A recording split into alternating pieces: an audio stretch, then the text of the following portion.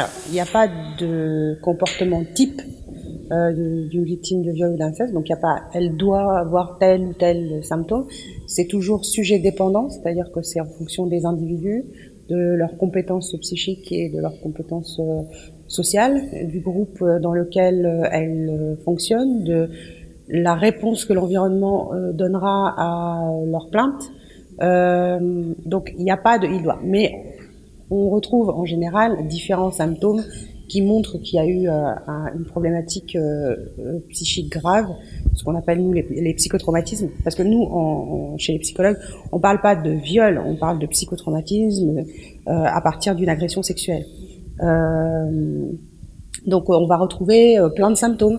Ce seront des personnes qui vont avoir du mal à dormir, faire des cauchemars, ne plus être en relation avec les gens, ne plus avoir enfin, baisser dans leur performance scolaire, ne plus être en mesure d'aller au travail.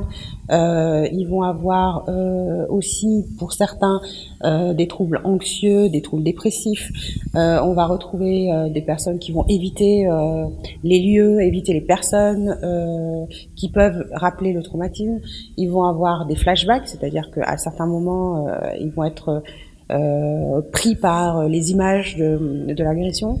On va retrouver chez ces personnes-là, alors en fonction de si c'est un adulte, un enfant, chez les enfants, par exemple, une régression avec des pipis au lit ou de l'incontinence de manière générale, de l'agressivité. Ou alors du repli. On va retrouver chez les adultes, pareil, de l'agressivité ou au contraire du repli, des personnes qui vont plus vouloir ni qu'on leur parle, ni qu'on leur touche, ni qu'on les touche, ni qu'on les regarde, etc. On va retrouver chez les personnes qui ont été traumatisées, on peut retrouver aussi des personnes qui vivent des amnésies, c'est-à-dire qu'elles se souviennent plus de ce qui s'est passé pendant un certain nombre d'années, notamment dans les incestes. Pendant très longtemps, elles vont plus se souvenir de ce qui s'est passé, et puis subitement, à un moment donné dans leur vie d'adulte, des images, des sensations, des sons vont revenir à la mémoire et vont réévoquer un traumatisme qu'elles ont vécu sans arriver à donner du sens. Donc des fois, on les voit arriver comme ça. Vous avez d'autres personnes qui vont faire carrément comment dire, des troubles psychotiques, c'est-à-dire qu'elles vont se déconnecter de la réalité, elles vont délirer, elles vont se dissocier, etc., etc. Donc les symptômes et les troubles qu'on va retrouver sont très variés et sont surtout sujet dépendants.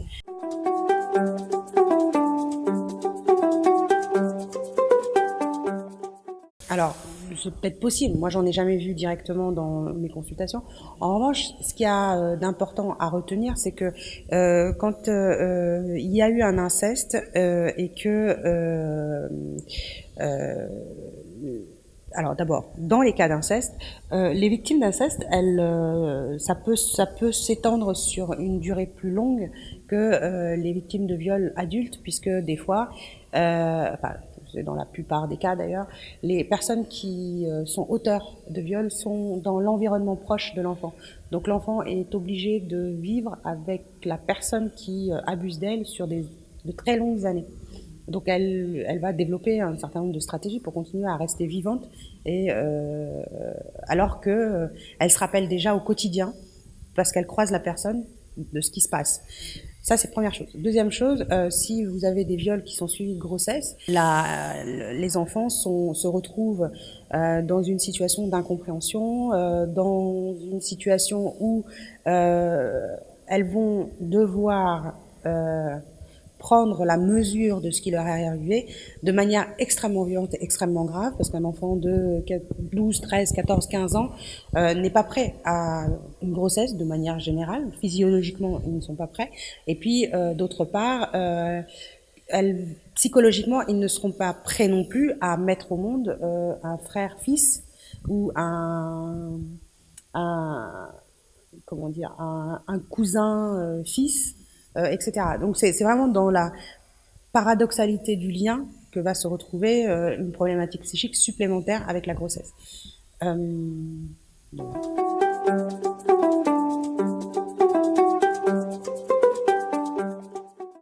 Oui, ça va. Alors, avant même que ce soit une histoire de société, ça va d'abord être une histoire familiale.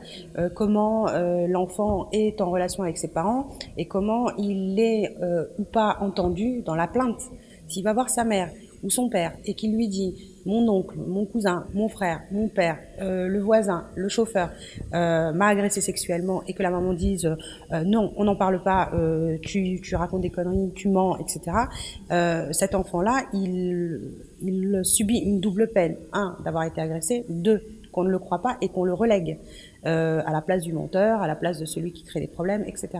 Donc déjà, à cet endroit-là. Ensuite, effectivement, le fonctionnement social et la réponse sociale qui est donnée à ce genre de situation contribue fortement à ce que les victimes se sentent entendues ou isolées. Quand on est dans une société où on entend dire que oui, les filles qui portent des choses courtes, longues, moulantes, serrées ou je ne sais pas quoi, donne une justification aux gens qui les violent, on est déjà très mal embarqué pour pouvoir prendre en charge ces victimes-là. Ça veut dire qu'on est en train de leur faire porter la faute d'une agression qu'elles n'ont pas demandée, alors que c'est à l'auteur de se sentir fautif du délit qu'il commet.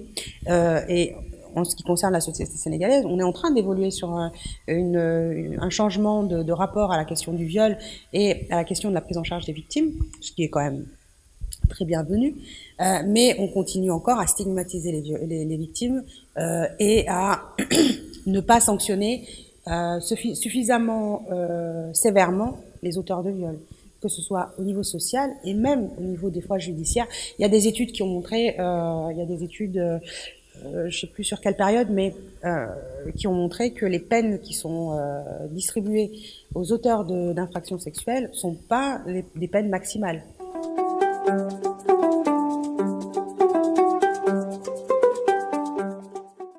Alors, d'abord, de manière générale, il faut quand même penser que la relation mère-enfant, c'est pas une relation idéale. Il y a des mamans qui sont capables de s'adapter à la venue d'un nouvel individu, et il y en a d'autres qui le seront moins.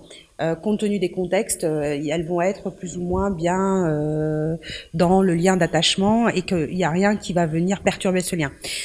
Dans d'autres contextes, il y a des raisons qui vont venir perturber le lien et en l'espèce, les incestes et les viols viennent perturber le lien mère-enfant. Que ce soit dans un inceste ou dans un viol d'adulte, le fait de devoir vivre avec le fruit de ce viol-là n'est pas simple ni pour la mère ni pour l'enfant. Aussi bien pour la mère qui va regarder cet enfant-là et qui va lui rappeler cet événement-là, aussi bien pour l'enfant qui, dans son identité ou dans sa construction, devra intégrer le fait qu'il est arrivé après une agression de sa mère. Donc aussi bien pour l'un que pour l'autre, les choses peuvent être difficiles. Il y a des femmes qui arrivent très bien à apprendre à s'attacher à leur enfant, à s'en occuper et à aimer cet enfant-là. Mais dans la grande majorité, en tout cas de ce que j'ai vu et dans ma pratique aussi bien clinique que psychosociale, il y a plus souvent des personnes qui sont extrêmement en difficulté, qui n'ont pas envie de toucher leur enfant, qui n'ont pas envie de s'en occuper, qui le maltraitent et qui lui font payer les violences qu'elles ont subies.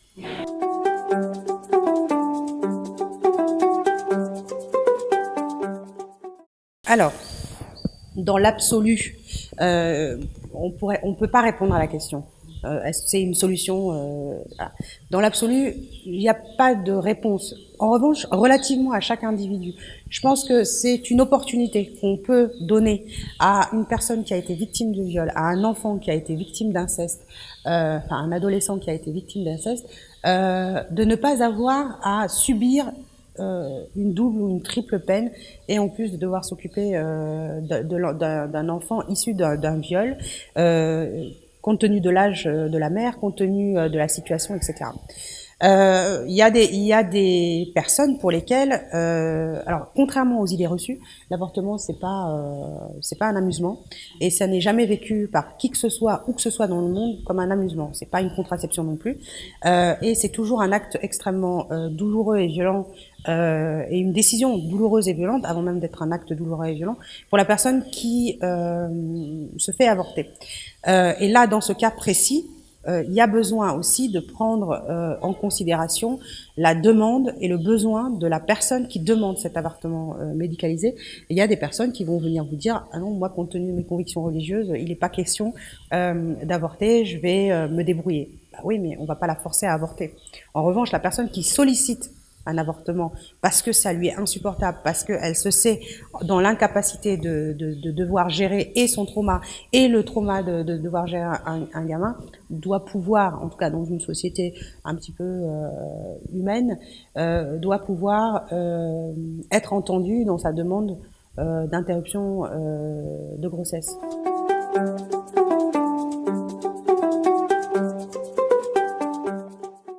C'est très relatif, c'est en fonction de l'âge de la personne qui vient consulter. Des fois, vous avez des personnes qui vont venir consulter tout de suite, c'est les parents qui viennent avec leur enfant qui vient d'être incesté, violé, etc. Dans ce cas-là, on fait une prise en charge de psychotraumatisme classique post-urgence, avec, on essaie en tout cas d'apaiser la victime, de l'aider à formuler, à expliquer ou à expliciter ce qui vient de lui arriver. Alors quand il s'agit d'enfants, des fois on utilise des médiations thérapeutiques, ça peut être le dessin, mais ça peut être plein d'autres choses, les jeux, ça peut être de la pâte à modeler, etc., pour lui permettre de représenter et de se représenter ce qui s'est passé et de pouvoir apaiser tout ça. Il arrive parfois que dans le cas d'inceste, les personnes viennent consulter, en moyenne c'est 12 à 20 ans après les faits, parce qu'elles sentent que cet événement a des répercussions constantes sur leur vie 20 ans après. Dans ce cas-là, on n'est plus sur de la post-urgence, hein, on est bien plus éloigné de l'événement traumatique, mais ce qu'il s'agit de faire, c'est de donner un espace sécurisé à la personne pour pouvoir dire ce qui lui est arrivé, pour pouvoir se représenter ce qui lui est arrivé. C'est vraiment là où j'insiste, dire et pouvoir se représenter ce qui lui est arrivé, et à partir d'un traitement psychothérapeutique, trouver de l'apaisement, donner un statut à l'événement qui lui est arrivé, essayer de se reconstruire et de reconstruire sa vie autrement que dans une position unique de victime. Elle a été victime, il faut pouvoir le lui reconnaître, mais elle n'est pas que victime et elle peut aussi devenir une personne qui investit le groupe social. Quand il s'agit de viol d'adultes, là c'est un petit peu différent, bon, on est toujours sur essayer de faire parler la victime, etc. Mais on est quand même sur une autre dimension parfois, parce que ces personnes adultes ont déjà un vécu, un développement, des compétences intellectuelles, etc., qui sont pas forcément remises en question, ou alors si elles le sont, elles ne le sont pas aussi gravement que quelqu'un qui, dans son enfance, a vécu pendant quelques années des violences sexuelles, des viols, etc., où là, c'est l'empêchement même du développement qui est en question, alors que chez l'adulte s'est développé déjà. Donc les choses sont un peu différentes.